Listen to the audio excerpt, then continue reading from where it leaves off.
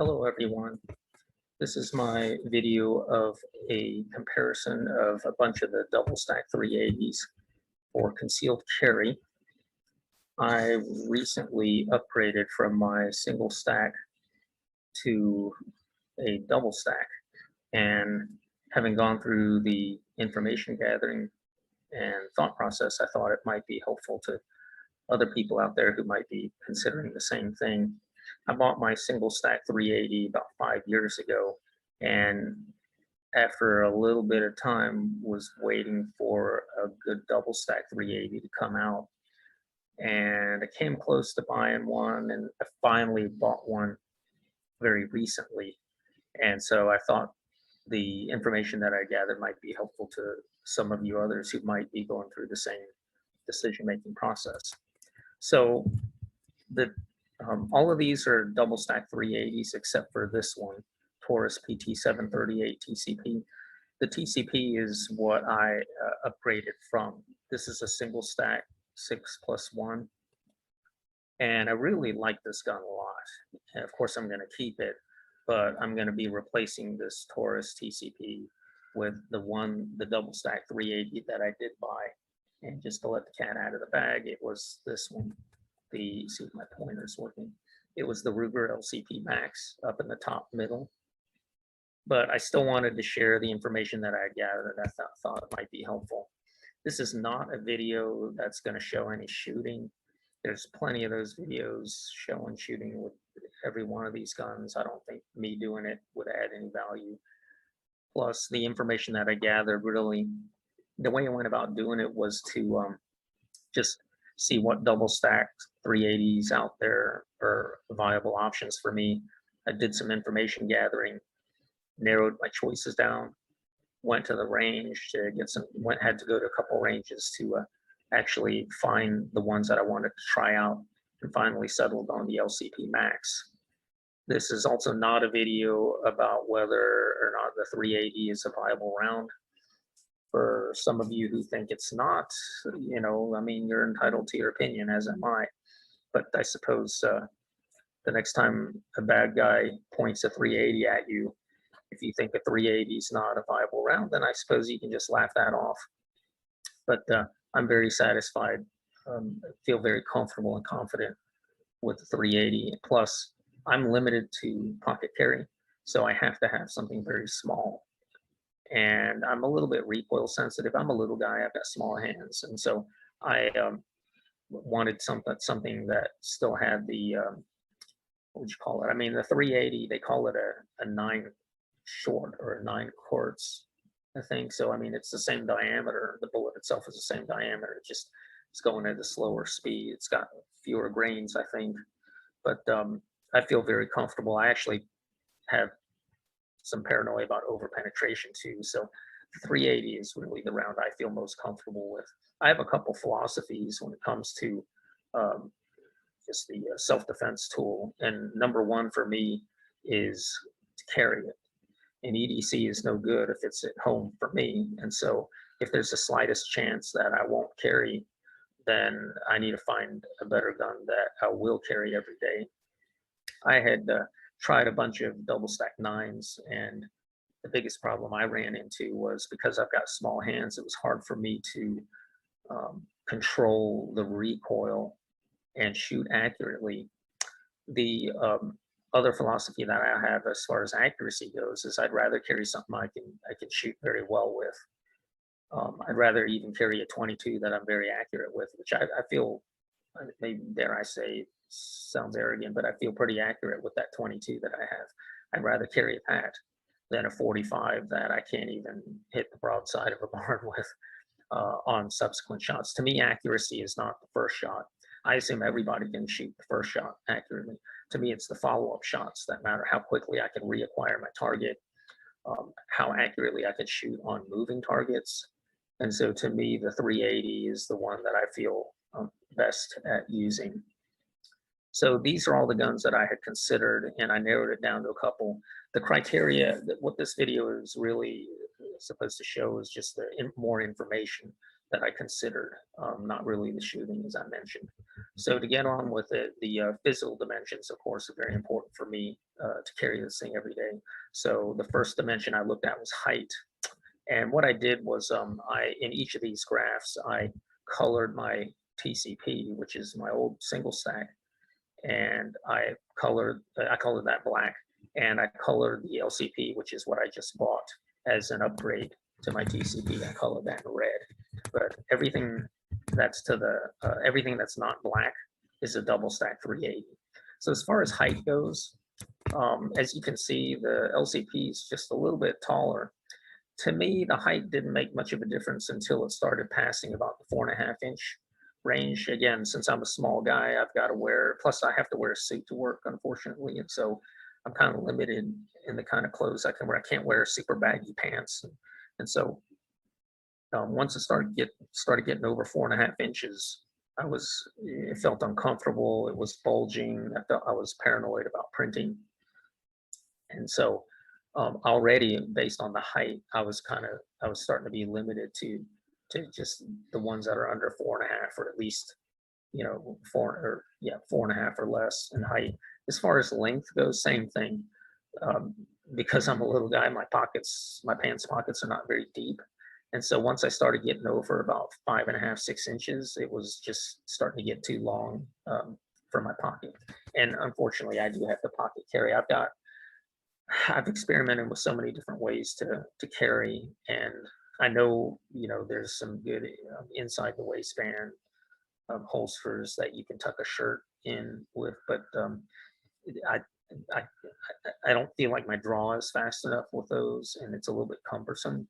And it's certainly not anywhere as near as good as the pocket carry draw that I do. So the length was already starting to become a pretty big limiting factor as well. The next criteria I looked at was width. Width was not as important. Once it started getting like up in this range where the Beretta 84 FS, where it started getting more than an inch wide, it started bulging, started pushing out of my pocket. I don't have too much of a problem with printing per se, but it started bulging out of my pocket. I don't use a holster, actually. I use a different kind of pocket carry system, and so the entire outside of the gun that presses up against the outer part of my pocket, pants pocket, is completely smooth. So I don't worry so much about printing, but it would start bulging a lot if it was wider than an inch. The next criteria I looked at was weight. Weight does matter for me as a pocket carrier. As it started getting hit, these are all unloaded weights, by the way. And so as you can see, that double stack Ruger LCP weighs the same as my single stack TCP. Of course, I can notice that it's noticeably heavier when it's loaded, of course, because of the extra rounds, but it's still manageable. To me, anything that started going over basically like 17, 18 ounces, it was starting to get too hard to pocket carry because I get this kind of weird uneven sag in my pants, and it was just too hard. I'll wear, even with my suit, I'll try to, mix it up with different pants. Instead of it being like suit slacks, I'll be wearing like, something with a kind of thicker fabric, but still anything approaching 20 ounces was starting to get too heavy.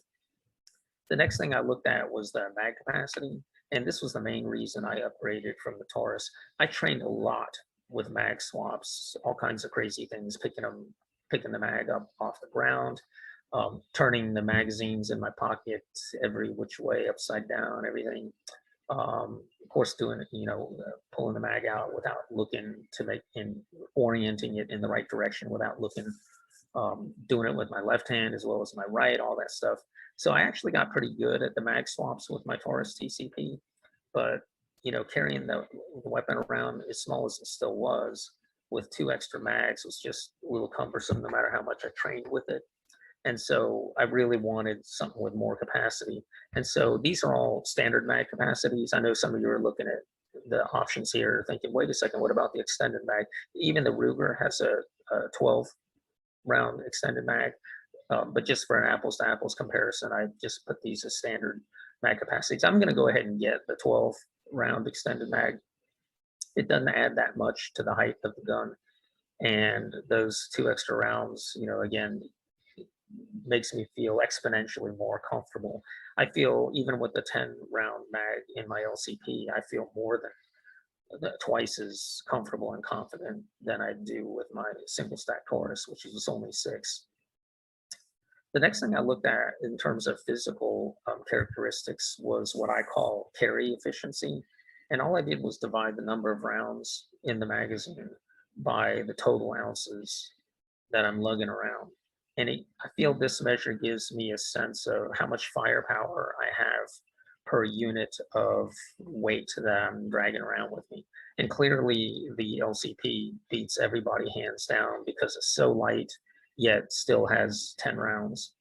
The Taurus Pro actually has a pretty relatively high carry efficiency compared to the other stack 380s because it has a 15 round capacity, but for other reasons, obviously size and weight being the main one, I chose not to do that. The Sky though was consistently and has consistently so far with these criteria shown up as a potential top choice, and I came real close to getting that Sky before the LCP came out. Thank goodness I did not get the Sky because, well, I'll get to that a little bit later, mostly about the grip. The functionality of the guns was something else that I also did a little bit of info gathering on. And these are all the information here is based on the what's published. And so I didn't have a physical specimen for each one of these. But anyway, the action didn't matter to me too much, whether it was double or single. What mattered to me as far as action went was I wanted the exact same trigger pull on every single pull. So that's why I didn't want the single action, double action. After training with that Taurus for almost 5 years, I'm an intermediate shooter. You probably already tell without even noticing my name, CCW noob. But I've only been shooting for about 5 years now, or I had my license. I've had my carry license for only 5 years now, and I only shoot once a month, just to stay in practice. But I'm very comfortable with my Taurus TCP double action, and I love the single action LCP. As far as firing goes, again, internal hammer or striker, I didn't really care. I've heard strikers are more reliable. I don't know. I have had no reliability issues with with my TCP or the LCP. The concern I had with the firing was just whether or not it had an external hammer. And so, as you can see down here, use my pointer, all these guys, the last 4, they all have external hammers. And the reason why I do not want an external hammer is because I always carry ready to go. And so I don't want to have a single action cocked with that trigger pulled back exposed. I just am paranoid that might snag on something in my pocket draw. The sights, not really important to me, especially after training with that TCP. Those sights are so minimal. I was just training it with it as a point and shoot gun anyway. And I was getting pretty accurate with it. I was shooting 8-inch groups, which some of you probably scoff at, but to me, 8-inch groups is fine.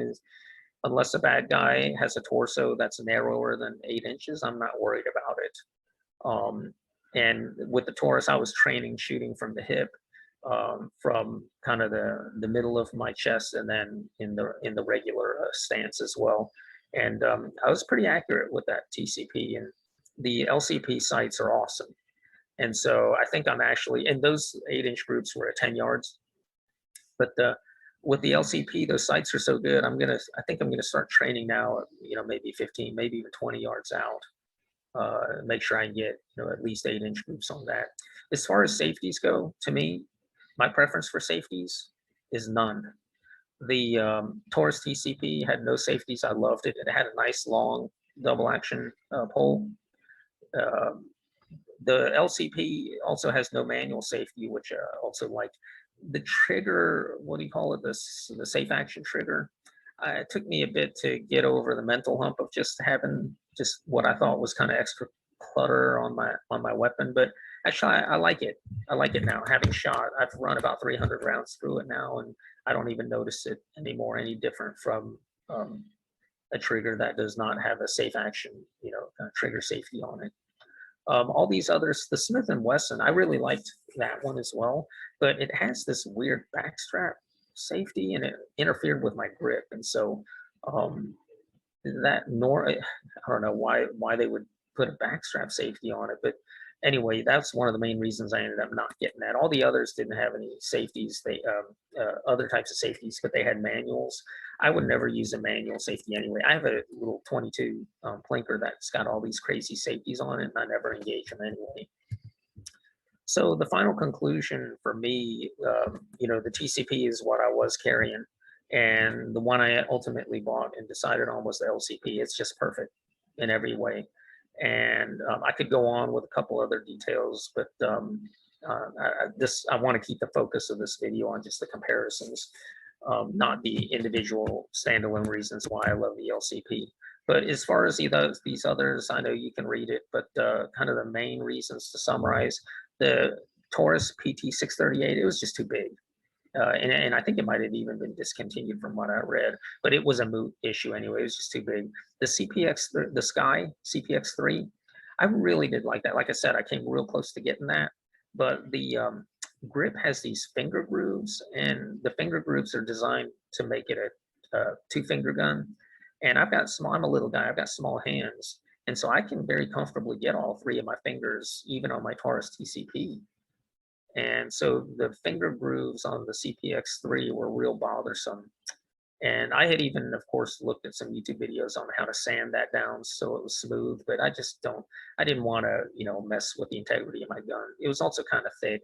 I could still control the recoil pretty well, even though the grip was kind of thick, but still, why settle when the LCP was perfect? The Smith & Wesson, I mentioned the thing about the back strap, plus it only had 2 more rounds for a whole lot more weight. That CZ, it had a lot of recoil, and it wasn't until I learned that it was because it's a blowback. It's got a fixed barrel, so all that recoil shot goes straight into the frame, which goes straight into your hand. And so that's why, even though it was heavy, it just had a lot of recoil to it. The RAM power, that was just a no-go on so many criteria. The Beretta was expensive, and that's what actually made me stop and think, should cost really matter to me? And eventually concluded that no, it doesn't. What matters to me is my life and safety, and the lives and the safety of my family. Plus, I read that it might have been discontinued, but that was a moot point as well. The Bursa Thunder, same thing with the finger grooves on the grip. One thing that it had was if it did not have a magazine, it would not fire. The Taurus TCP and the LCP that I have now, they both fire without the mag in it, and I like that. Okay, so here's a summary of all the information that I gathered. So if this is of any benefit to some folks, I hope it is, if you're going through the same decision process. If I'm off, by 1/100 of an inch or something, please don't kill me. I just, like I said, I got all this information from whatever was published. And so the bottom line is, these are the 2 main weapons that I have. I mentioned I got a 22 plinker that I just bring along to the range just for fun. And, I'll practice things like, shooting with both eyes open, or, shooting both eyes open with my left hand from the hip, and, those sorts of things with the plinker. And then maybe I'll practice like maybe 10 or 30 rounds, say both eyes open, left-handed from the waist. And then after I do 20 or 30 of those, then I'll do maybe, 1 mag dump on the Taurus or the Ruger, because 380 is pretty expensive, even though I was lucky enough to think to stock up on 380 back when it was only about 25 cents a round. Now it's like, I'm always kind of shopping around, and now it's like $1 a round, if not more. So I only train, I train kind of sparsely when I'm using my 380s. So that's my review. I hope the comparative information was helpful. If you are wanting, samples of shooting and all that, there are plenty of other really good videos out there. And so hopefully this was of some help to some folks, and stay safe out there.